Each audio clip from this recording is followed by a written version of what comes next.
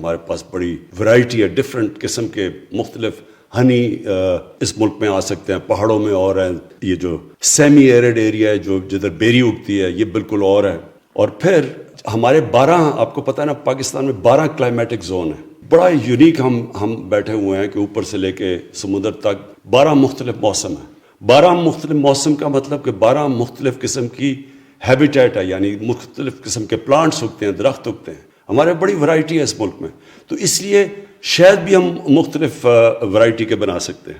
اور یہ جو انیشیٹو آپ نے لیا ہے یہ اس لیے زبردست ہے کہ اس میں گورنمنٹ اب مدد کرے گی. کیسے مدد کرے گی؟ ہم کبھی بھی ایکسپورٹ نہیں کر سکتے جب تک کوالٹی کنٹرول نہ ہو. ایکسپورٹ صرف ہوتی کوالٹی کنٹرول پہ. ہمارے پاس اس وقت جو سبزیاں ہیں دنیا میں بہترین سبزیاں ہیں، ہمارا پھل ہے دنیا میں مانا جاتا ہے، لیکن بکتا نہیں ہے کیونکہ کوالٹی کنٹرول نہیں ہے.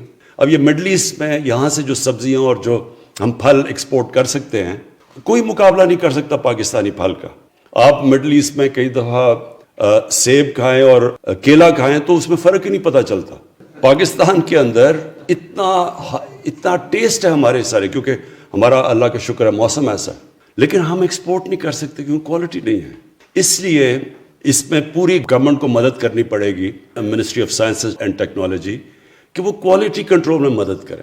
جیسے ہی کوالٹی کنٹرول آئے گی امیجیٹلی ایکسپورٹ کے لیے ہمارے پاس ہر قسم کا، شاید ہی نہیں صرف ہر پروڈکٹ ایکسپورٹ کے لیے ہمارے پاس ہو جائے گا. اور یہ ہمارا دوسرا بڑا ایشو ہے. ایک یہ ہے کہ ہم نے اپنی انوائرمنٹ کو بچانا ہے، دوسرا اس ملک میں ایکسپورٹس بڑھانی ہے، کیونکہ جب تک ہم اپنی ایکسپورٹس نہیں بڑھائیں گے پاکستان ایک امیر ملک نہیں بن سکتا.